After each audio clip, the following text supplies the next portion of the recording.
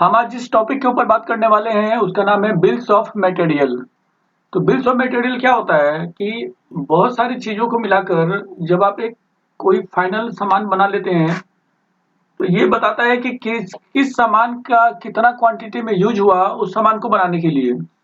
जैसे एग्जांपल के लिए मान लीजिए शुगर है, चीनी है, तो वो चीनी को बनाने में किस किस प्रोसेस से कितने कितने क्वांटिटी को मिलाकर चीनी बना, तो उसके लिए हम इसके अंदर पता लगा सकते हैं कि कितना किलो चीनी बनाने में कितना मटेरियल का यूज हुआ।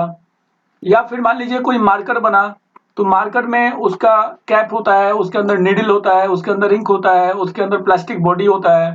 तो कौन सा सामान कितनी मात्रा में मिलाने से मार्कर बनेगा और उसका कॉस्ट क्या होगा।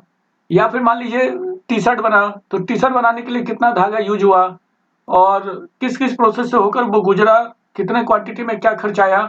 तो किसी भी सामान को बनाने के लिए, मैन्युफैक्चरिंग करने के लिए उसमें क्या-क्या चीज़ों का यूज़ हुआ, कितनी क्वांटिटी में यूज़ हुआ, उसका प्राइस कितना लगा, जिससे कि उस फाइनल गुड्स का दाम पता चल सके, वैसे कंडीशन में बिल्स ऑफ मटेरियल का यूज़ करते हैं।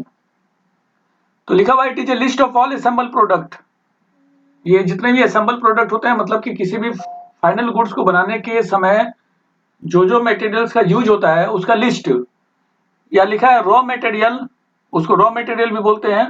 रॉ मटेरियल मतलब कच्चा पदार्थ, जिस कच्चे पदार्थ से फाइनल गुड्स बनता है, तो वो कच्चा पदार्थ कितनी क्वांटिटी में यूज हुआ।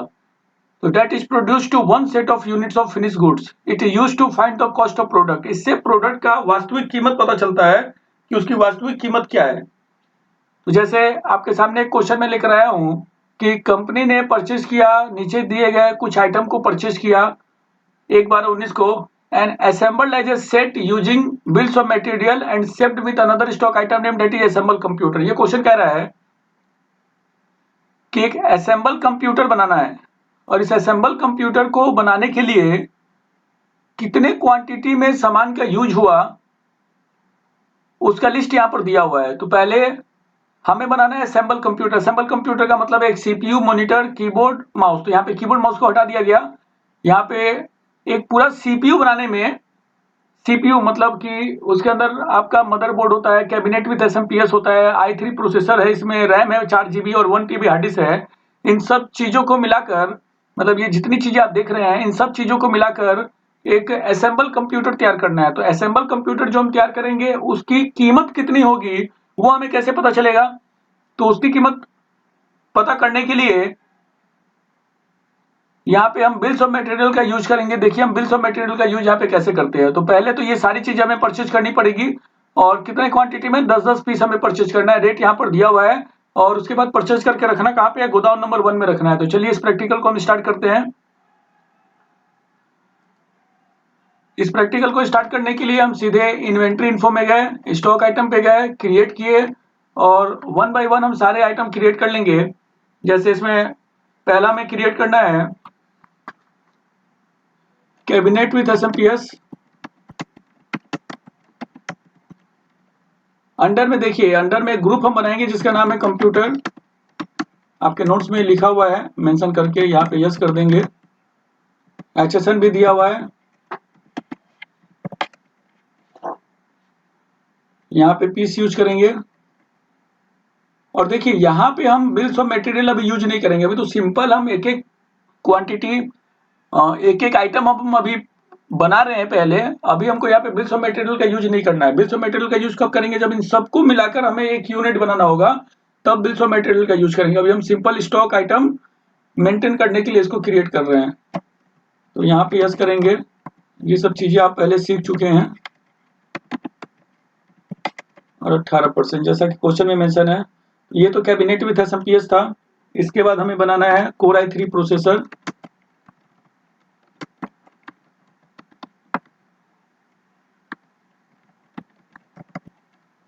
अंडर कंप्यूटर हमने कर दिया और ऐसे करके हम सारे स्टॉक आइटम एक बार क्रिएट करेंगे। नेक्स्ट है हमारा मदरबोर्ड।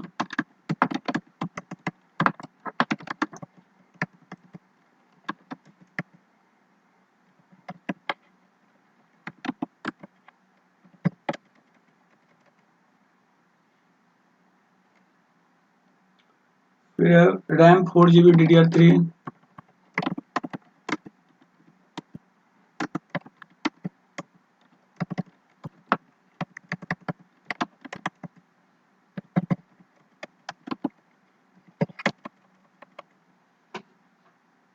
नेक्स्ट है 1 TB हार्ड डिस्क,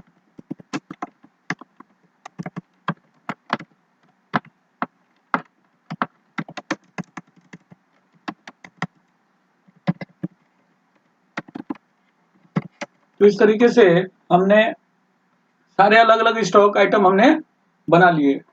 अब इन सारे स्टॉक आइटम का यूज करके हमें एक असेंबल कंप्यूटर बनाना है, तो हमने यहाँ पर नाम दिया, अब देखिए अब हमने नाम दिया असेंबल्ड कंप्यूटर, क्योंकि वो सब तो अलग अलग स्टॉक आइटम थे जो हमें परचेज भी करना है, अभी हमने परचेज नहीं किया, केवल हमने क्रिएट किया है, और फिर उन सबों का यूज करके हमें एक स्टॉक आइटम बनाना है असेंबल कंप्यूटर। तो असेंबल कंप्यूटर हम यहाँ पर लिख देते हैं, और अंडर में इसका कंप्यूटर ही रहेगा ग्रुप। यूनिट में देखिए, यूनिट हमें यहाँ पे लिखना पड़ेगा सेट, तो ऑल्ट सी करके हम यहाँ पर बनाएंगे सेट, सेट्स, और यहाँ पे सेट डैश सेट्स हम ले लेंगे। तो असेंबल कंप्यूटर क्या हो गया, वास्तव में एक सेट हो गया, कई सारी चीजों को मिलाकर एक असेंबल कंप्यूटर हम तैयार कर रहे हैं, तो इसका यूनिट क्या हो गया, सेट हो गया। और यहाँ पर देखिए, हो सकता है आपके सिस्टम में ये बिल्स ऑफ मटेरियल का ऑप्शन ना आए, मतलब ये लाइन आपको दिखे ही नहीं। तो ये लाइन आपको कब दिखेगा, जब आप F12 प्रेस करके, और F12 प्रेस करके जब आप नीचे इस ऑप्शन को, यहाँ पे इस ऑप्शन को जब आप यस कर दीजिएगा, bills of material enable component list detail bills of material को यस कर दीजिएगा, तब आपको ये यहाँ पर दिखाई देगा, और यहाँ पर फिर आपको इसको यस करना है, और यस करने पे ये आपसे पूछेगा कि name of bills of material.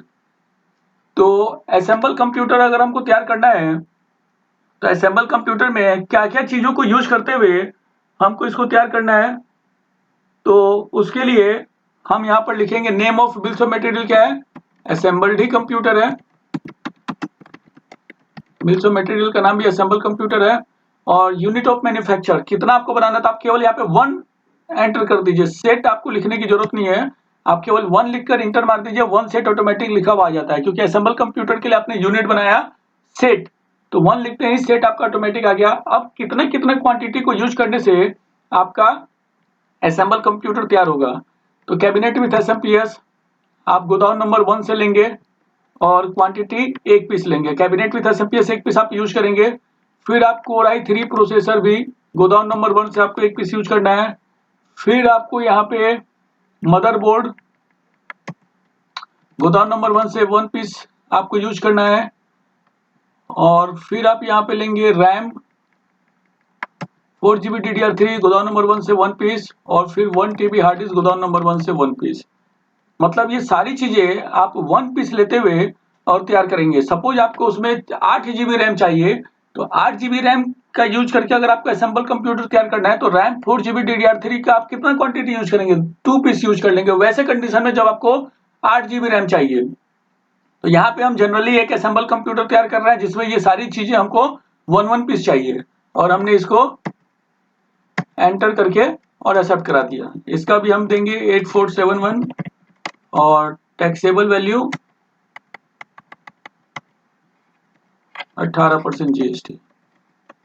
तो देखिए, अभी तक हमने सामान परचेज नहीं किया है, परचेज हम अब करेंगे। अभी तक हमने क्या किया था, तो सारी चीजों का हमने क्रिएशन कर लिया, मैंने अलग अलग स्टॉक आइटम हमने बना लिया। उसके बाद से असेंबल कंप्यूटर में क्या क्या चीजें कितने कितने क्वांटिटी में यूज होकर असेंबल कंप्यूटर बनना चाहिए, ये सारी सेटिंग हमने कर ली है।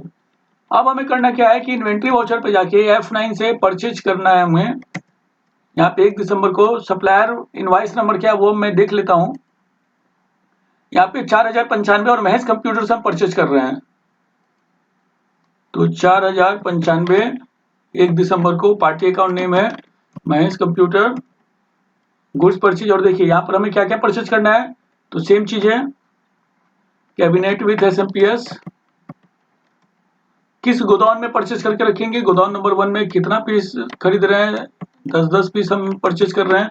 और रेट इसका यहाँ पर क्या होगा, तो रेट आप अपने नोट से देख लीजिएगा कि रेट यहाँ पर क्या लिया गया है। यहाँ पर रेट है 1016.95। उसके बाद से कैबिनेट विथ एसएमपीएस के बाद से लिया गया है Core i3 प्रोसेसर, ये भी गोदाम नंबर 1 में 10 पीस और इसका रेट लिया गया है 6779.66। और ये देखिए ये सब टैक्सेबल वैल्यू है। टैक्सेबल वैल्यू का मतलब है कि इसके ऊपर अभी टैक्स जुड़ना बाकी है।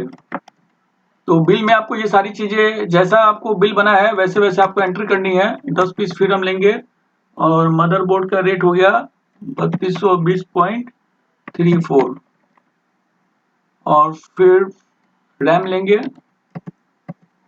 गोदाम नंबर 1 में 10 पीस और रैम का रेट आपका हो जाएगा 1525.42। एक चीज और बच रहा है इसमें लास्ट में 1 TB हार्ड डिस्क गोदाम 10 पीस लेंगे 2711.86। और इतना करने के बाद फाइनली राउंड ऑफ ऑटोमेटिक ले लिया और ई वे बिल को नो कर दिया और 1,80,000 रुपए का न्यू रेफरेंस हम एंट्री एक्सेप्ट कराएंगे कि 1,80,000 रुपए का सामान हमने परचेज किया। तो अभी तक हमने सामान केवल परचेज किया है, लेकिन और हमने ये सारा सेटिंग कर लिया है कि असेंबल कंप्यूटर में कितना कितना क्वांटिटी यूज होगा, लेकिन इसके लिए हमें एक नया वाउचर चाहिए। मैन्युफैक्चरिंग करने के लिए हमें एक नया वाउचर क्रिएट करना पड़ेगा, क्योंकि अभी तक हमको ये नहीं पता चला है कि एक यूनिट एक सेट बनाने के लिए हमारा कॉस्टिंग क्या आएगा। तो एक सेट बनाने के लिए हमारा कॉस्टिंग क्या आएगा, उसके लिए हमें इन्वेंट्री इन्फो पे जाके वाउचर टाइप पे जाके क्रिएट करना पड़ेगा एक मैन्युफैक्चरिंग जर्नल। मैन्युफैक्चरिंग जर्नल का यूज हम इसलिए करेंगे क्योंकि देखिए हम लोग स्टॉक जर्नल का यूज क्यों किए थे कि कहीं पे अगर सामान रखा हुआ है तो अगर कहीं पे सामान रखा हुआ है उसको अपने गोडाउन से मेन लोकेशन पे पहुंचाने के लिए हम स्टॉक ट्रांसफर का यूज करते थे ऑल्ट के साथ F7। तो यहाँ तो करना ये है कि हमारा जो गोडाउन में जो सामान रखा हुआ है उसमें से एक एक पीस निकाल निकाल के हमें एक सेट तैयार करना है। तो उसके लिए हमें करना पड़ेगा मैन्युफैक्चरिंग जर्नल नाम से एक हमें अलग वाउचर क्रिएट करना पड़ेगा और इसका जो टाइप ऑफ वाउचर होगा यहाँ पे आप देखेंगे टाइप ऑफ वाउचर क्या होगा, वो जर्नल वाउचर ही रहेगा और जर्नल ही स्टॉक जर्नल रहेगा ये। और फिर यहाँ पे आपको जो यूज है जो मैन्युफैक्चरिंग जर्नल वाला ये जो ऑप्शन है इसको आपको यस करना होगा कि हम इस स्टॉक जर्नल वाउचर को, मतलब देखिए मैन्युफैक्चरिंग जर्नल हम जो बना रहे हैं वास्तव में ये किसी बने हुए वाउचर के अंदर बनेगा। तो ये मैन्युफैक्चरिंग जर्नल की तरह काम करेगा कब, जब ये वाला ऑप्शन यस होगा तब ये वास्तव में मैन्युफैक्चरिंग जर्नल की तरह काम करेगा। तो इसके अंदर आपका स्टॉक जर्नल भी इंक्लूड होगा और साथ में मैन्युफैक्चरिंग जर्नल का भी फीचर इसके अंदर चला जाता है। इसको यस करेंगे और फिर इसको एक्सेप्ट करा देंगे। मतलब अब ये होगा कि जब हम यहाँ पे इन्वेंट्री वाउचर पे जाके ऑल्ट F7 करेंगे तो डबल ऑप्शन आना चाहिए। ऑल्ट F7 जब किए, अभी देखिए ये स्टॉक जर्नल है, लेकिन जब ऑल्ट F7 यहाँ पे करेंगे तो देखिए यहाँ पे दो ऑप्शन आ गया। स्टॉक जर्नल तो है ही, लेकिन मैन्युफैक्चरिंग जर्नल भी आ गया। और जब मैन्युफैक्चरिंग जर्नल का यूज करेंगे तो इसका लुक थोड़ा सा चेंज होगा। ये देखिए इसका लुक थोड़ा सा चेंज हो गया। तो इसका ये जो लुक चेंज हुआ है, अब देखिए यहाँ पे करना ये है कि नेम ऑफ प्रोडक्ट में यहाँ पे आप देख सकते हैं मैन्युफैक्चर ऑफ मटेरियल्स। तो मैन्युफैक्चर जर्नल नंबर 1 है। नेम ऑफ प्रोडक्ट क्या कहलाएगा, असेंबल कंप्यूटर। देखिए नाम बना हुआ है पहले से। और किस गोदाम से सामान निकलेगा, तो गोदाम नंबर 1 से सब सामान निकलेगा। और कितना क्वांटिटी तैयार होगा, तो 1 सेट, केवल आपको 1 लिख देना है। और यहाँ पर देखिए सेट ऑटोमेटिक आ गया। तो आप देख सकते हैं कि यहाँ पे ये सारी चीजें अपने आप आ गई, हमें कुछ भी लिखने की जरूरत नहीं पड़ी, कुछ भी यहाँ पे डालने की जरूरत नहीं पड़ी। असेंबल कंप्यूटर बनाने के लिए जो name of bills of material हमने दिया था, असेंबल कंप्यूटर, किस गोदाम से माल निकलेगा, गोदाम नंबर 1 से। और कितना क्वांटिटी हमें तैयार करना है, 1 सेट।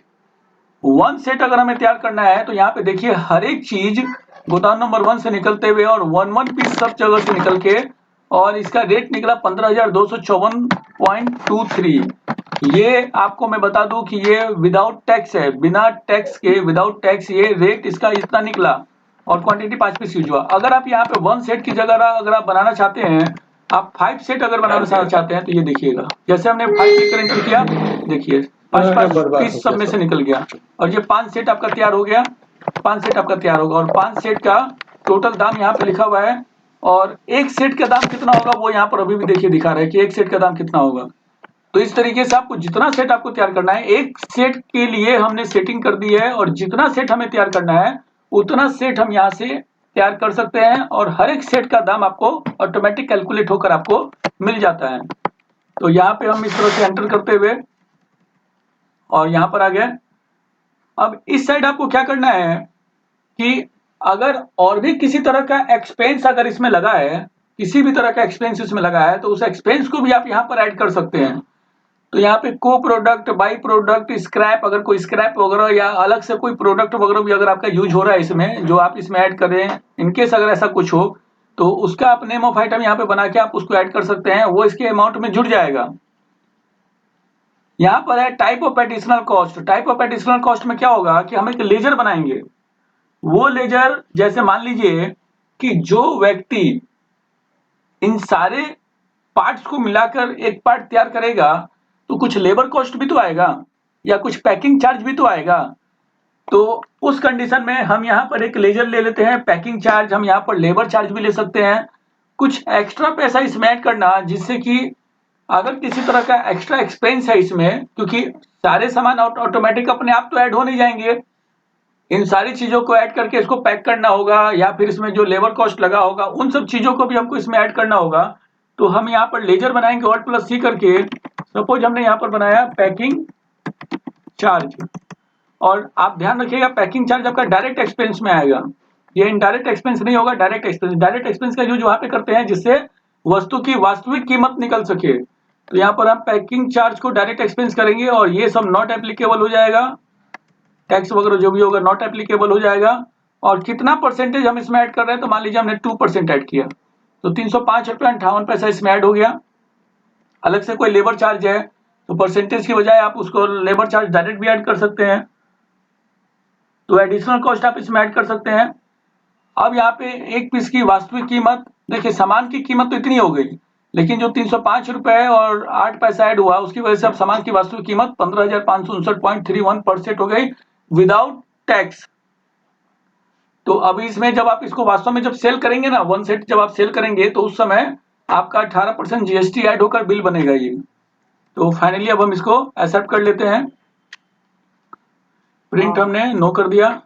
और अब जरा स्टॉक समरी यूज करते हैं। स्टॉक समरी जरा हम देखते हैं, स्टॉक समरी पर जाते हैं और स्टॉक समरी पर आप देखेंगे कि कंप्यूटर टोटल हमारा यहाँ पर दिखा रहा है कि 1,52,847 रुपए 38 पैसे का। एंटर करते हैं तो देखिए यहाँ पे हर एक सामान 9 पीस है और यहाँ पर एक सेट भी आपको अलग से दिखाई दे रहा है असेंबल कंप्यूटर के नाम से, क्योंकि इन्हीं सब में से एक एक पीस यूज हुआ तो ये आपका वन सेट तैयार हुआ है। तो उम्मीद करता हूँ कि आपको मेरी ये बात समझ में आ गई होगी।